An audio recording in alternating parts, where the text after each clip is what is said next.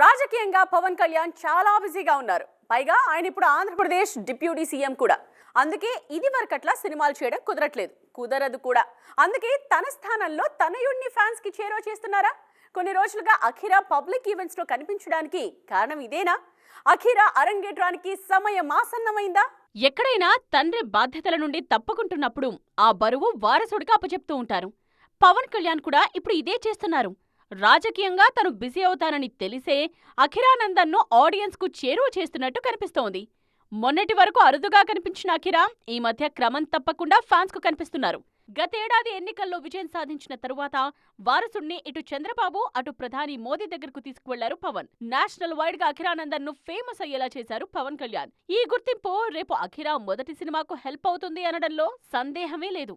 ఇప్పటికైతే క్లారిటీ లేదు, కానీ ఖచ్చితంగా త్వరలోనే అఖిరా ఎంట్రీ ఉండటం ఖాయంగా కనిపిస్తోంది.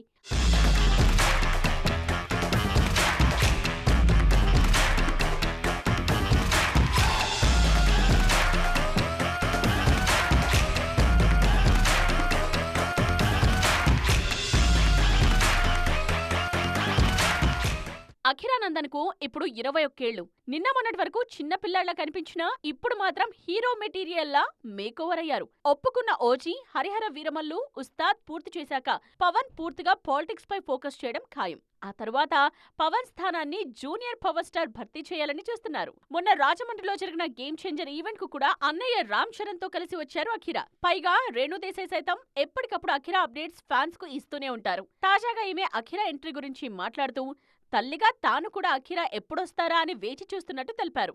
మొత్తానికి ఇవన్నీ చూస్తుంటే త్వరలోనే అఖిరా ఎంట్రీ ఖాయమనిపిస్తోంది.